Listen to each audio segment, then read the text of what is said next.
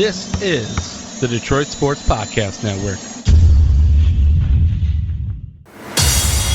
What's up, Detroit sports fans, and welcome to the Fan Report, show made by fans for fans, powered by the Detroit Sports Podcast Network. I'm Nick, and with me is Anders, going to give us this week's topics.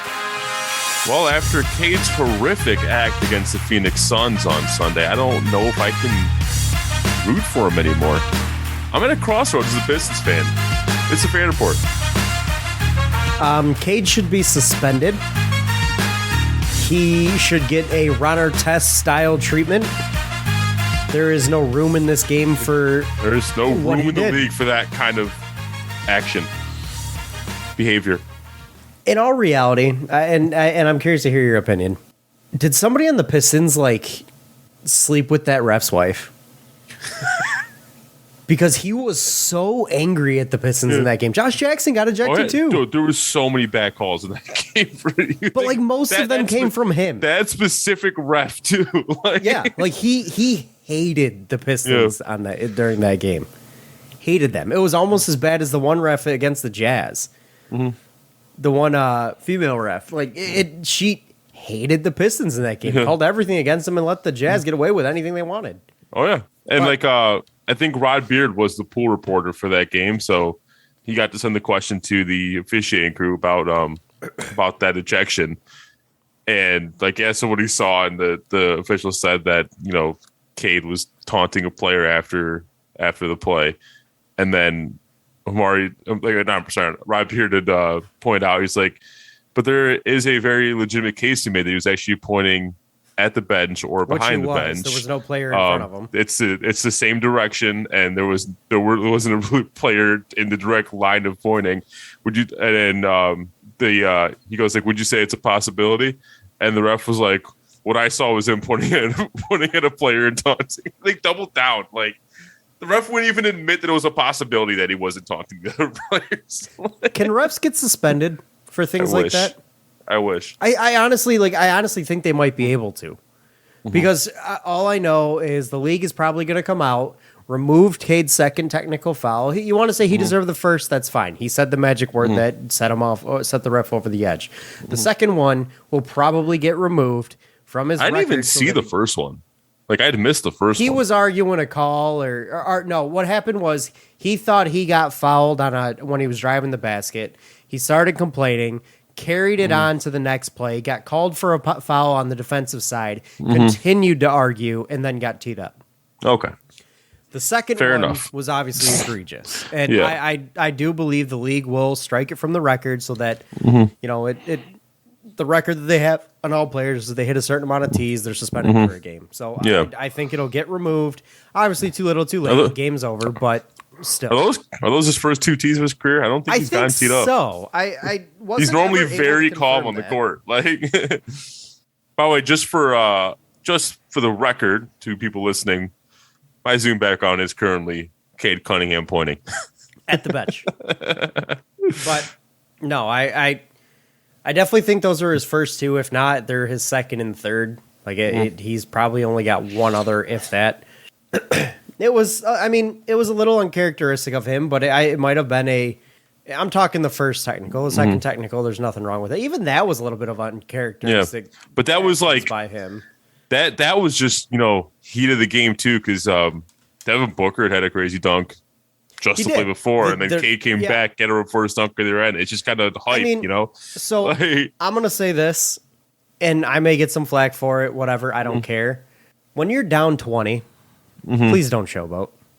That puts you in line with guys like Roy Williams, down 25 points, and he's signaling a first down. Yeah, you don't need to showboat when you're down by 20 points in a game. It's not necessary. Did it deserve a tee? No, but does it look bad? Yeah, kind of. But again, it's not something that deserves a tee. It just makes you look stupid. That's all.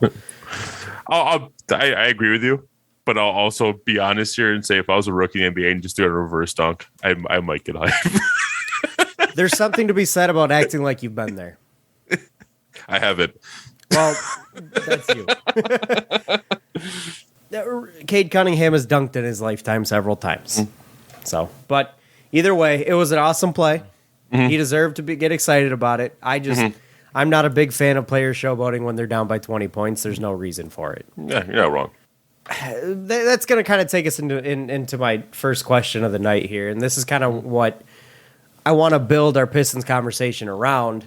Can you explain to me the bipolarness of this Pistons team?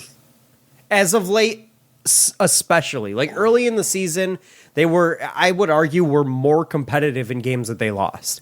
Mm-hmm. Right now, they're either winning games and looking pretty solid doing it, a la against the Raptors and against the Jazz. Granted, the Jazz is really only a half. Or they're getting absolutely blown out to the point where you could sit your guys at halftime, basically. So and this is kind of part two of my question.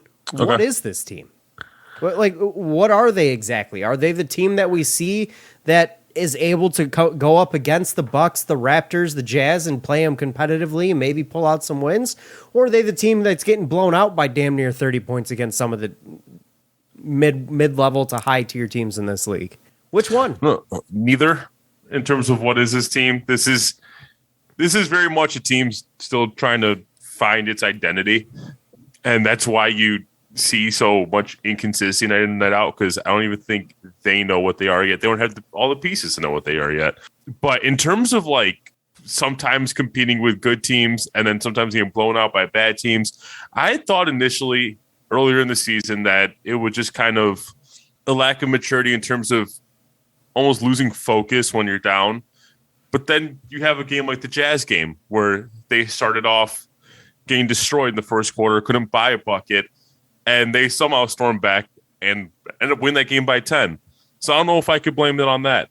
Another thing I've been blaming on all season is the lack of an interior presence for this team, lack of size on the inside. Torched them for 20 points in 15 minutes. There's obviously a lack of interior defensive ability. Yeah, but at the same time, like DeAndre Ayton left the game pretty early on Sunday. Like he got hurt. Yeah, he got torched by JaVale McGee, but like I don't know if JaVale McGee was the reason you lost that game. I think it was more you couldn't stop Devin Booker. I think both played a pretty solid role in you losing that game. If you're giving up 20 points in 15 minutes to anybody, you're not doing something right. And it's obvious that the Suns were able to dominate the interior in that game on both sides of the floor in all reality. Isaiah Stewart was a non-factor entirely. And I mean, it definitely says something when JaVale McGee shoots 90%. Right, and it's not. See, the thing is it's not just JaVale McGee that's done this to the Pistons. We've watched Drummond do this. We've watched Hassan Whiteside do this. Like we've watched some, in all honesty, pretty piss poor centers dominate the Pistons' interior defense and do it with ease. So it's the Pistons obviously have a massive hole on the interior, and I like Isaiah Stewart. I like the way he plays, but he's getting exposed by some of the bigger players in the league. He's able to stop some of the less bouncier or less physical centers in the league. At times against the Jazz, he slowed Whiteside down, and Whiteside then just dominated Trey Lyles for the most part. But for the most part, Stewart struggles against some of the more physical centers in this league, and we've seen that throughout this year. Yeah. And, I mean, like, the other thing, too, is with this team is I've been spending a lot of time blaming a lot of the inconsistency issues on the depth in terms of, players come off the bench. But, like, for example, let's pull the Suns again. Trey Lyles and Corey Joseph were two of the best players that night offensively, though. On the floor. Yeah, offensively. We have literally zero defensive capability on going off the bench.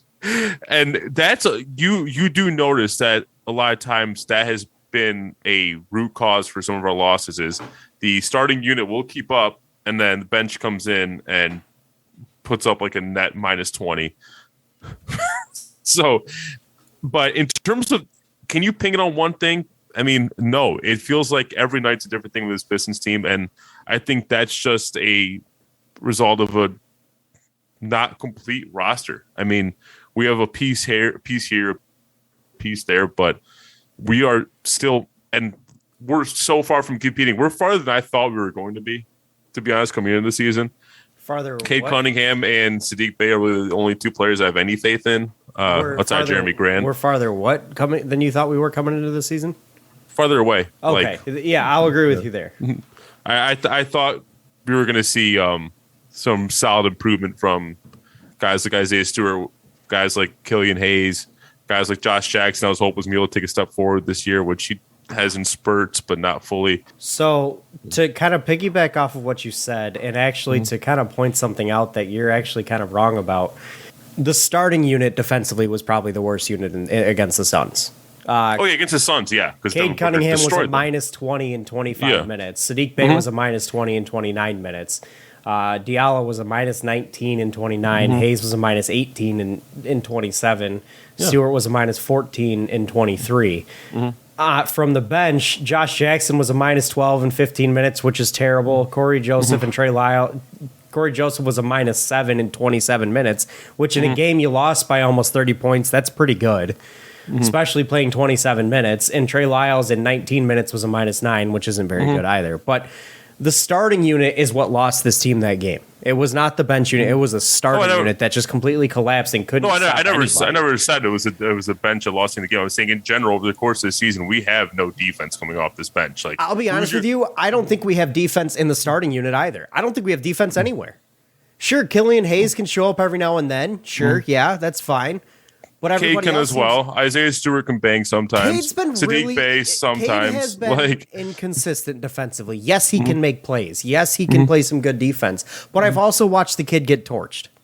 I've also watched some of the better, like Devin Booker put up 31. And you expected of a rookie. Yes, I do. Yeah. But to say Cade's a good defender right now is straight up wrong. I've watched him get torched by some of the better guards in this league time and time again.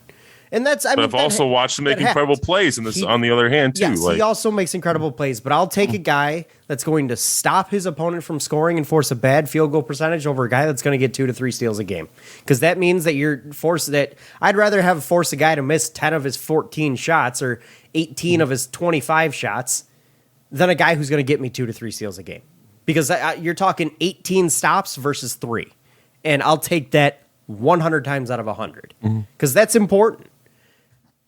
And Cade really hasn't been able to show me much of that. Yes, he's got his games he can do. He's done it, but for the most part, he's more of the guy who gets you the flashy play. He gets in the passing lane or gets his hand in there and pokes the ball away. He's a good player and I think a very capable defender in this league. We just haven't seen it yet, and I think a lot of it's from the lack of experience. And the same goes with Killian Hayes. Same exact scenario. But beyond those two guys, Bay's shown up at times as well, but also there's been times where he's gotten torched. Like, I don't think anybody on this team has shown me anything that impressive defensively this year. Nobody on this team has. Nobody. I don't disagree.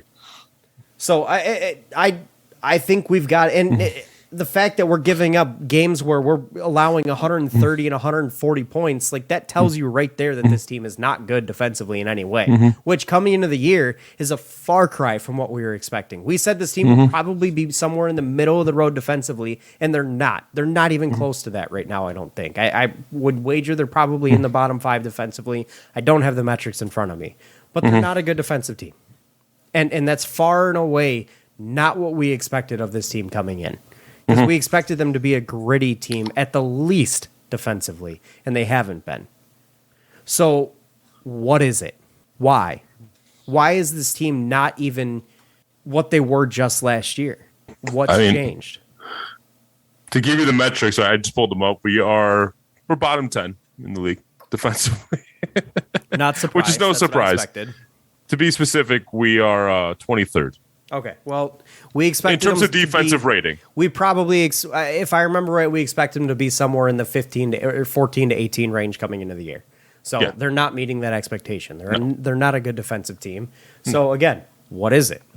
Why is this team not able to do something that they were able to do most of last year? Again, the thing I keep coming back to is inexperience. We're an extremely young team that is super inconsistent due to our youth and the fact that I feel like we do still have a lot of holes on this roster. Oh, 100% they have a ton of holes. I think I'm at the point where I can't expect any modicum of consistency out of this team. And to those out there who say, oh, well, we're missing some of our veteran guys that would help us in those metrics. Kelly Olynyk ain't going to help you. Kelly Olynyk isn't going to help you defensively. Jeremy Grant might. Yeah, I'll give you that. But one guy is not going to take it from a 23rd defensive team to a 15th or 16th defensive team. He's not. And he's not that good defensively. He's good, but so is Sadiq Bey. Like, it just, there are a lot of holes with this team, and there's a lot more than we expected with this team. Like, we thought we may have had a guy in Isaiah Stewart down low. Well, we're starting to find out that he may not be the guy. Yeah. We thought we had, we hoped Killian Hayes was going to be able to step up and play a certain kind of role with this team, and he hasn't. He's got zero offensive ability at all. It's when you have the ball in Killian's hands or on the offensive side and Killian's on the floor, you're essentially playing 4-on-5 offensively. Because the defense he's shown catch and shoot ability. He just doesn't shoot it often. That's the problem.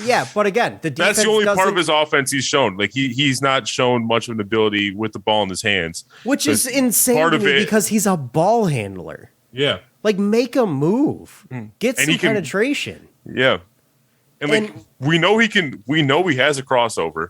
The problem is he can't shoot off that crossover. If you're a point guard and don't have a crossover, you're not a point guard. That's what I'm saying. We know he has a crossover, just can't shoot off the crossover. We know that he has the physical frame to take it to the rim, but he seems to shy away from contact too much to be able to actually do it consistently. Which doesn't make sense to me. Yeah, it's a frustrating thing with Killian Hayes because you see it all there. It's just not coming together. That's the frustrating thing.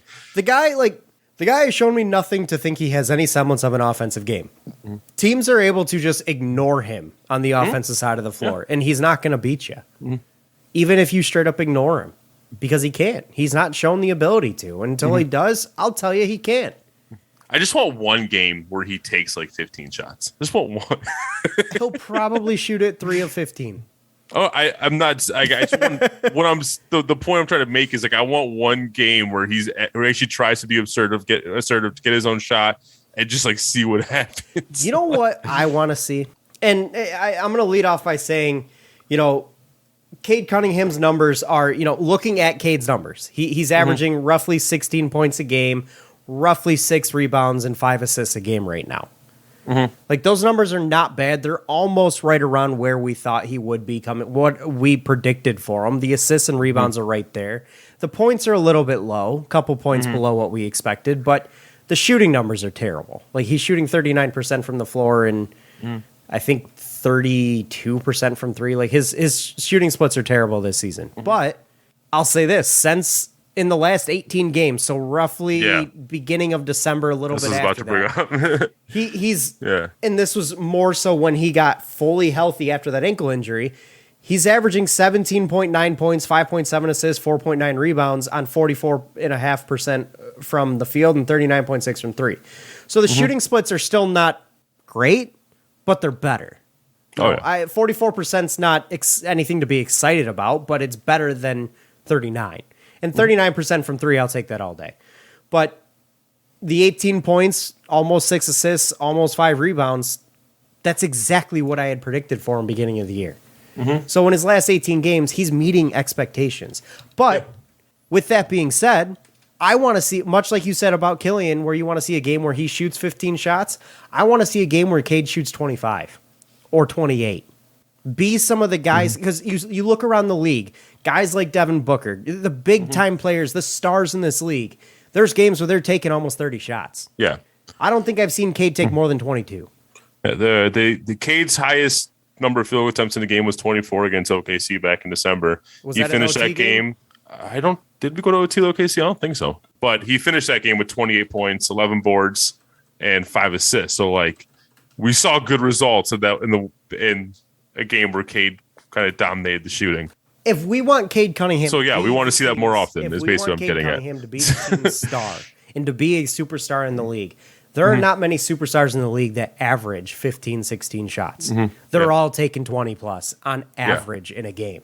So I want to see Cade taking 24, 25 shots in a game. I just want to see one game where he does it. I don't disagree with you. The thing is, my only counter argument to it, and again, I agree with you, but how often do we see that from a rookie? How often do we see a rookie get the green light for 25 shots? Anthony Edwards did it last year. Towards the end of the season, yeah. Okay. Anthony Edwards did it. You could argue Darius Garland did it. I don't think Darius Garland ever put up that many shots. Well, he is now in his second year. Yeah. Colin Sexton definitely did it. Trae Young probably did it in his rookie year. I mean, it's not unheard of. Yeah, he's not the same type of player. He's not as much of a scorer as some of these guys are, but regardless, he can be. Like, this guy's got the ability to be that kind of scorer. So when your team is having a night where they're shooting at 39% from the floor or 41% from the floor, take it yourself, kid. Do it yourself. You've got more ability than just about any player on this team. Make it happen. And if Dwayne Casey is sitting there telling him not to, Dwayne Casey shouldn't be the head coach of this basketball team then. I don't think he's telling him. I don't think. He's telling him to take more shots. From everything I've seen, he's telling Cade to take more shots. I think it's just the kind of player Cade is. He's looking to set up his teammate just as much as he's looking for his own shot. I think that's just the nature of the matter at this point. But I just want to see a month. And right now, the month of December is the month that he averaged the most shot attempts, putting up 16.2. Right now, he's averaging 14.8 in the month of January. That's not enough for me. Like, this guy is supposed to be our top dog, our top scorer. He needs to be taking bare minimum an average of 18-plus shots a game. I think you would have seen it against Phoenix. I mean, he had 15 shots before he got ejected. Quarters, yes. I definitely think he would have seen probably 20 shots in that game. I thought he was on his way to a 30-piece finally, but he could have been. I mean, 21 and 3/4 is pretty good. I want to see Cade get more aggressive with his shot. And if it's a night where it's not there, it's not there. You know, facilitate more. You can do that too. Obviously, you've shown a great skill to do it.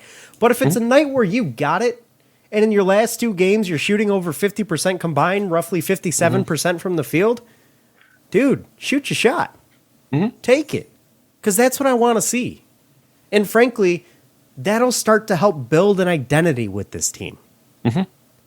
Because it tells you who's the top dog offensively. And that's how you start to, have a little bit of a personality, an identity with this team. And I lost my train of thought, but like this team, and you did say it best, this team is missing a real identity. And a lot of it is because they don't have all their pieces in place. Yeah. But that's like the part that surprised me because you kind of saw an identity forming last season. You did. And it's like it's disappeared this season. That's what surprises me. It's gone entirely. Like, the team looks disjointed. It looks like you pieced together guys with different styles and totally different personalities and put them on the floor and said, go play basketball. Yeah. When really all you're missing from last season is Mason Plumlee. And like, Jeremy that's Grant. the major piece. Jeremy Grant. But we were doing it without him. We were doing that stuff without Jeremy Grant last season. Like, we were scrapping. We were keeping up with teams that nobody's keeping up with. We weren't really ever getting blown out. Like, I'll tell you right now, and I think this is one of the glaring reasons for it, is the major step back of Isaiah Stewart. Because he did kind of take on a little bit of the personality of the team last year, a lot of the personality of the team. They rallied around his energy, and it's just not there this year. I do think a lot of it has to do with the way Dwayne Casey has used him. I absolutely think that. But a lot of it also comes down on him, too. And, and I'm going to come out on a limb here and say that, and you can disagree with me all you want, but if Isaiah Stewart doesn't improve defensively inside and isn't able to be a defensive anchor in the paint, and he's not able to fully develop a legitimate outside shot that he can comfortably shoot 4 or 5 times a game, is there a place for him in this league? Because what 4 that doesn't have an outside shot plays in this league anymore? And I love Isaiah Stewart, but he's got to show me one or the other. Yeah. And here's the interesting thing with Isaiah. I'm going to give you some numbers. Like, going from coming off the bench last year to the starting unit this year, his points per game has decreased. Turnovers per game obviously has increased. He's not increased his blocks per game. He's decreased steals per game. He's only averaging 0.2 assists more per game. He's averaging almost a little over a full rebound more per game, which is good. His shooting percentage from 3 has gone from 33% to 10%. Wait, shooting percentage from 3 was 33 and now it's 10?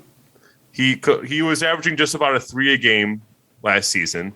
And now, he was averaging 0.9 attempts per game, making 0.3 of them. Now he's averaging 0.6. He's taking less, and 0.1, he's a lot less efficient with him too. His field goal percentage has also gone down from 59% to 56% since he's been in the starting lineup. We can't have that. I'm sorry. Like we need him. You basically have decreases across the board. His free throw percentage has gone down by. And I bet you if you looked at the metrics defensively as well, his defensive ratings probably dropped significantly. I'd bet you across the board his defensive metrics have probably dropped.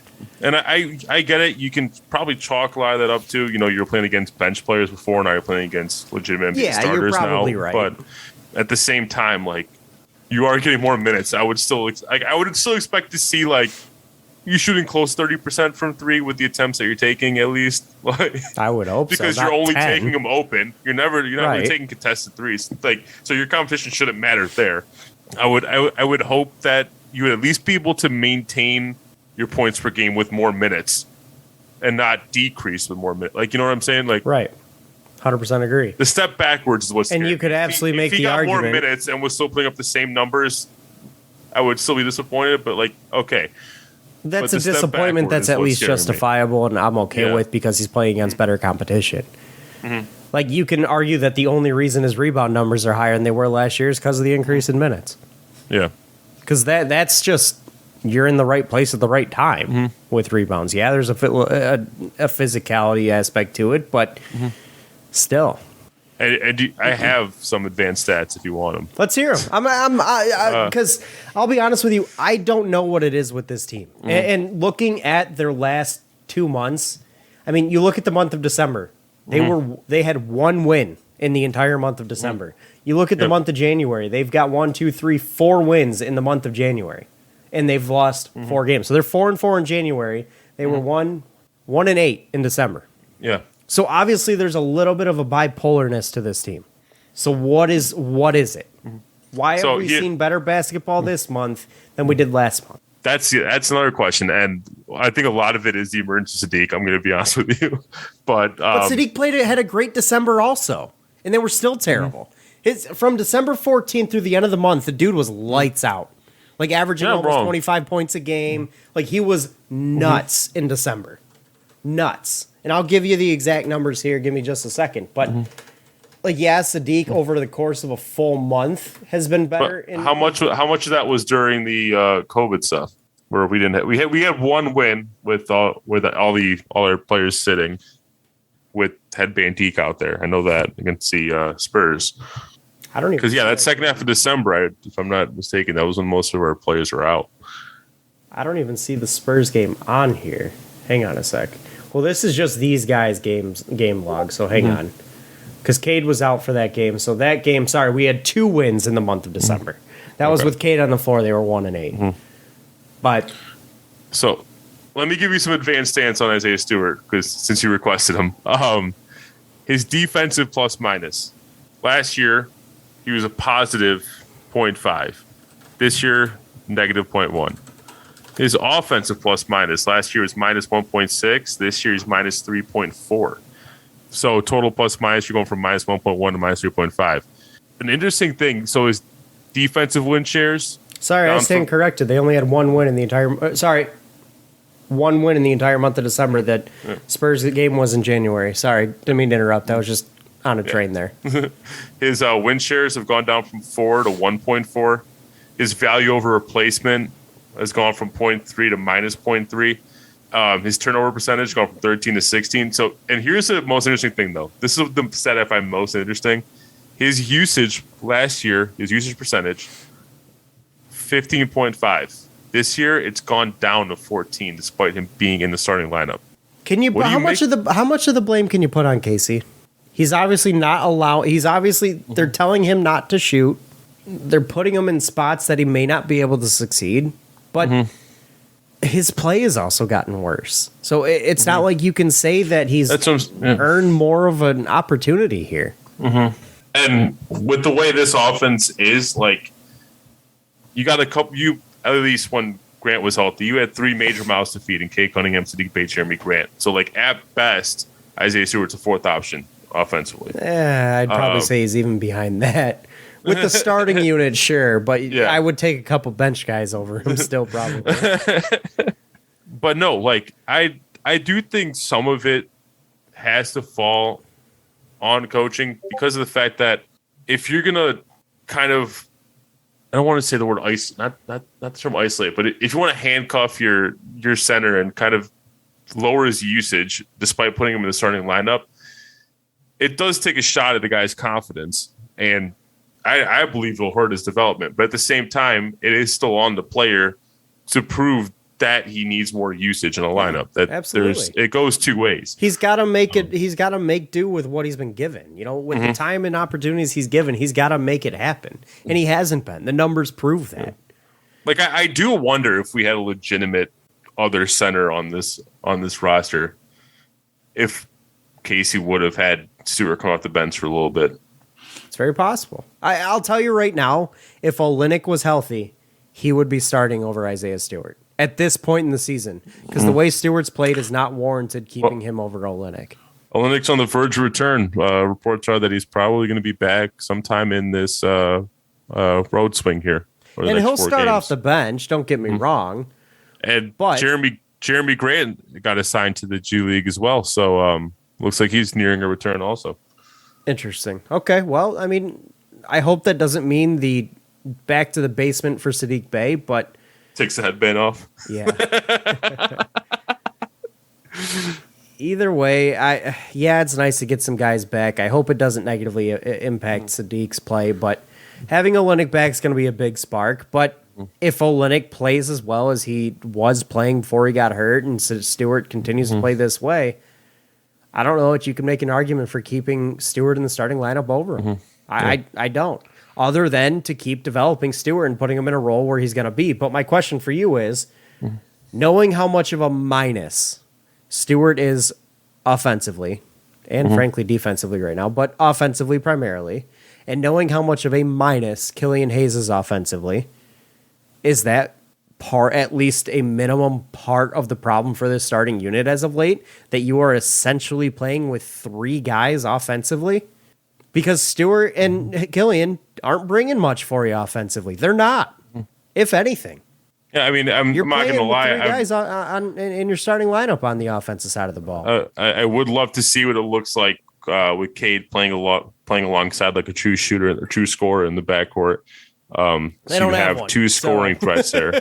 I know. I'm saying like if we were to make a trade or something, but 100%. Yeah, I've been saying this all along. I would absolutely be looking for a guy to be a legitimate shooter to start at the two over Killian, because I don't think this Killian and Cade project's going to work for very long. Yes, it looks good at times. Yes, there's some cute things you can do with it.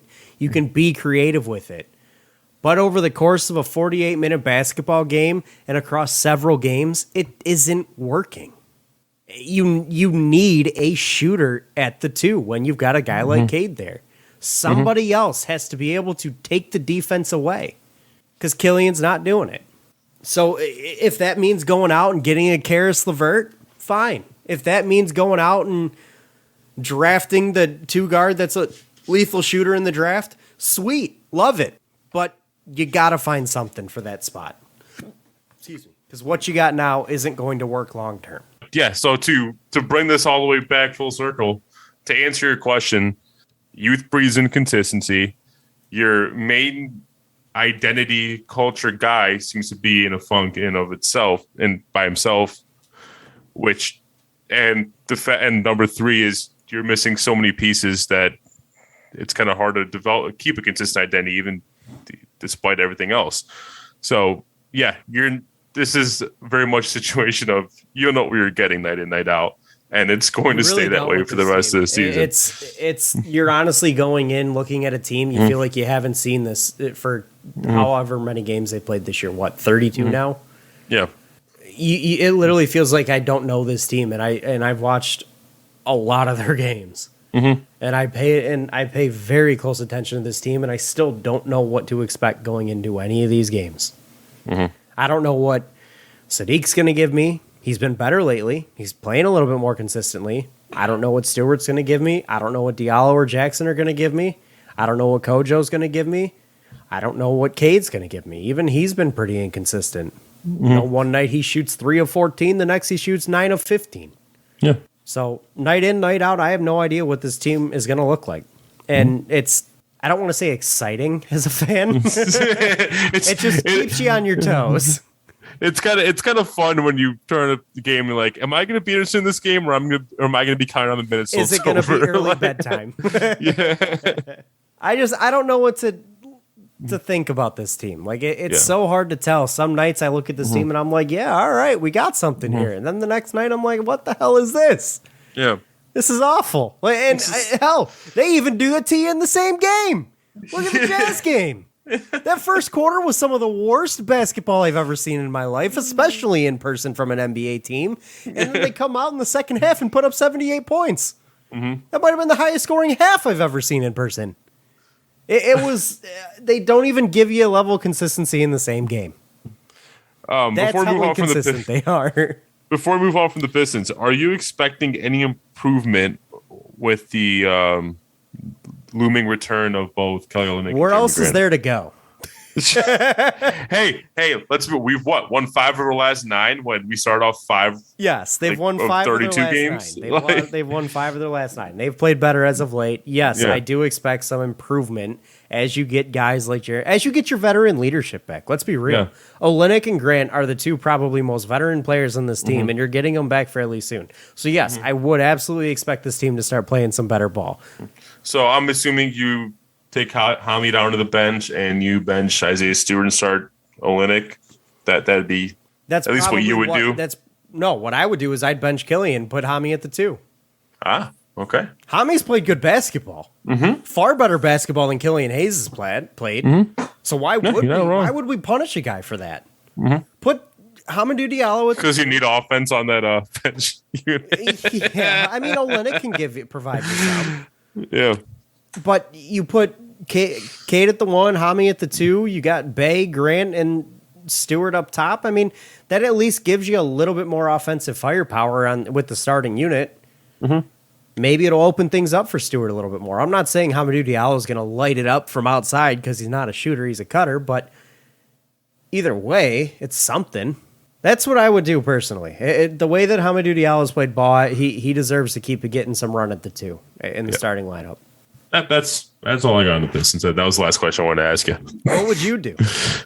No, what I said is what I would do. I would probably start Olynyk after he's like fully in game shape. After you bring him along a little bit slowly, obviously. Obviously, I pop Jeremy Grant back in the starting lineup and try to see again if him and Steve Bay can coexist. And you make a fairly good point for moving Hami over to the 2 and bringing Killian Hayes off the bench to lead that bench unit. I still don't like seeing Kojo minutes, even though I've seen some good things out of him lately. Kojo's been the best player off the bench this year, man. It's just every time I watch it, I feel like he's like a guy that you'd see like playing at the Y or something, like playing with the young guns. You know what, though? I love that about him. He's just the guy that comes to the Y as a tryhard with the armbands on and comes out and makes it rain from 3 and whatever. Just super unathletic, but he's watched enough basketball to know what to do, kind of thing. But you know what? He's probably been the most consistent player for the Pistons this year. So.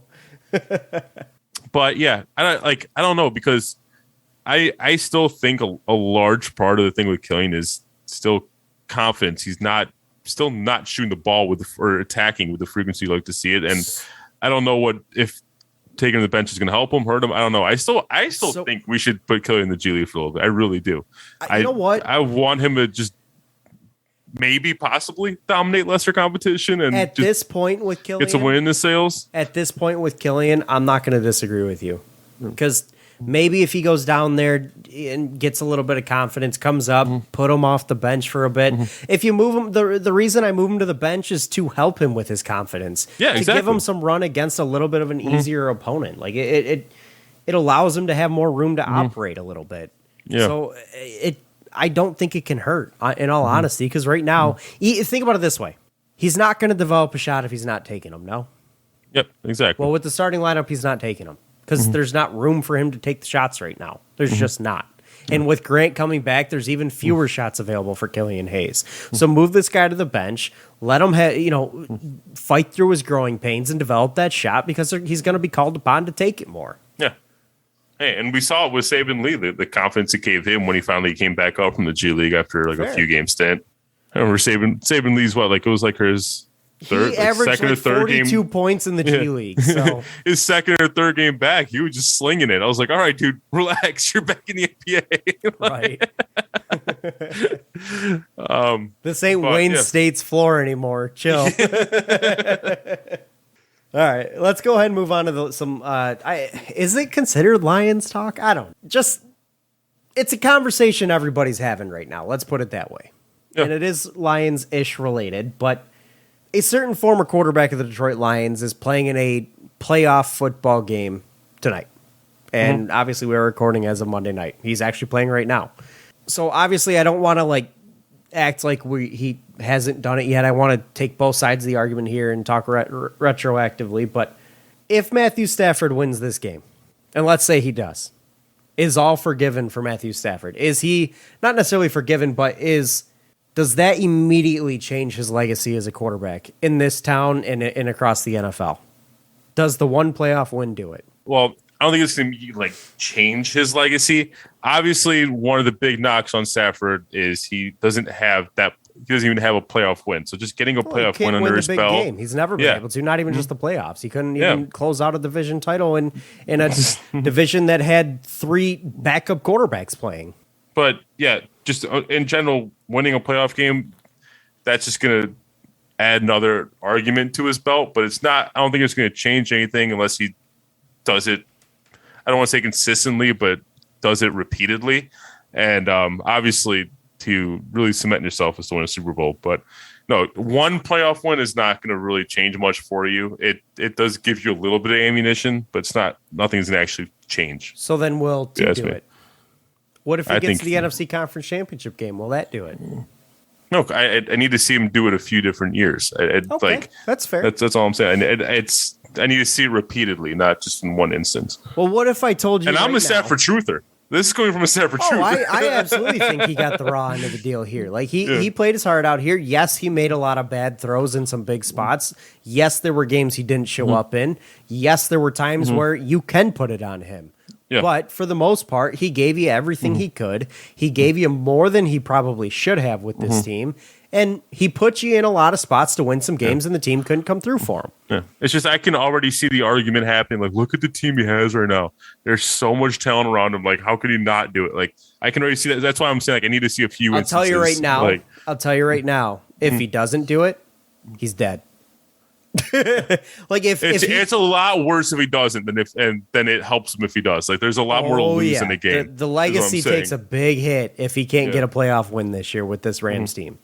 You've got a damn near record-breaking wide receiver, and you've got OBJ, and you've got Tyler Higbee, and you've got a running game, and you've got an offensive line, and Robert Woods, and you've got an elite tier defense. He's got everything he ever wished for here in Detroit. Granted, he had some of this in Detroit. Let's not forget about that.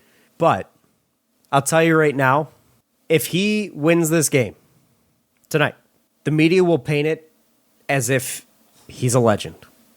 The media will try their damnedest to erase the Lions' history off of him and anoint Matthew Stafford as this Hall of Fame QB.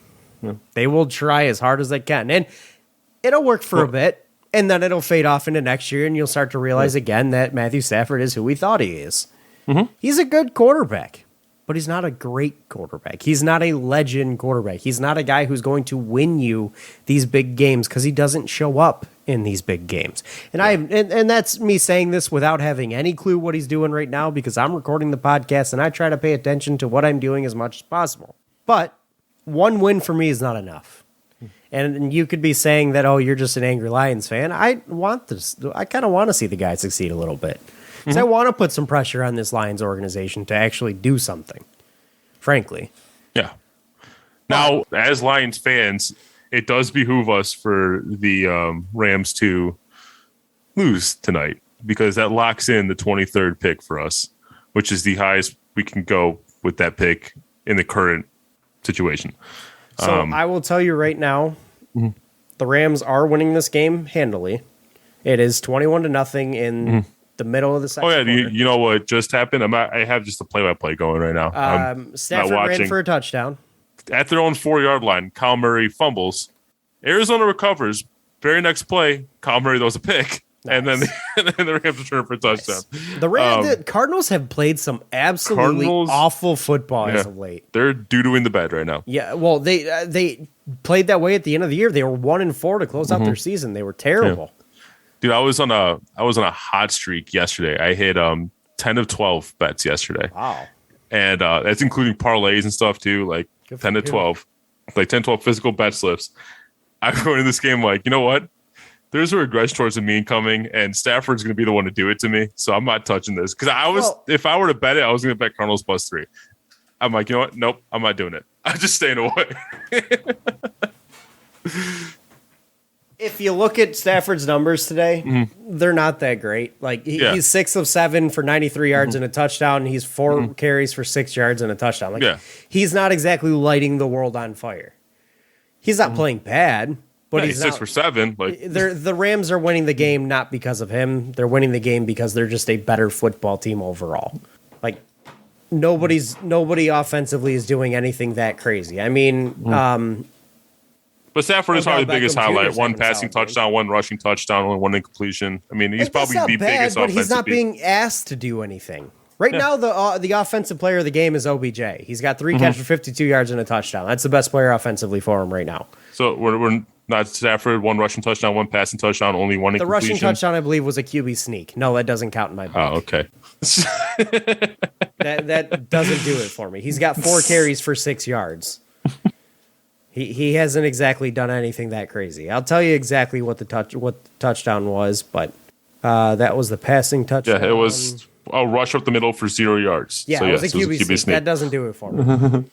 But he's not playing the bad. He's not playing bad. He's not losing the team the game. So with that being said, though, 1 win isn't enough for me to give Matthew Stafford, put the gold jacket, put him in the hall. Yeah, no, it's not enough for me to erase everything. It never has been. Right, but it's not enough for me to erase everything here either. Like you said, I need to see it in multiple years. I need to see him win more than 1 playoff game, even in the same year. I need to see, like even if he goes out next year and wins in Wild Card Weekend, but loses in the second week again, like that isn't going to do it for me. Yeah, I feel like that's all. The only thing right now keeping Stafford from the hall. I think he has the numbers. He just needs those wins. Yeah, absolutely, 100%. But unless he's able to go out and get to consecutive NFC championships or get to a Super Bowl and win a playoff game the next year or something, unless he does something like that, it's not going to be enough. Like I'm sorry, it's not. Yeah, we are in agreement. Anyways, anything else, Dad? Let's hope the Cardinals come back for the Lions' sake. Yeah, I mean, obviously, I'd rather the Cardinals win. I'm not rooting against Stafford. I'm rooting against Stafford because I want the Lions to get his high pick. I'm rooting for the Lions pick. Yeah. I'm rooting for the Lions pick. The Rams lose. I think the pick falls around 23. 23, yep. I'd be ecstatic with that. That's better than I expected the pick to be coming into the year, in all honesty. Yeah. So I would much rather see the Rams lose this game, but 21-0, not looking good. Not looking good. So, anyways, that is going to close it out for this week, guys. Thank you for listening. We will catch you next week. Follow us on Twitter @RealFanReport. Thank you to Detroit Sports Podcast. Andrew, thank you for joining me as well. This has been the Fan Reporters by fans. For fans. Catch you guys later. Have a good one. Enjoy the football playoffs, and we will see you next week. Peace.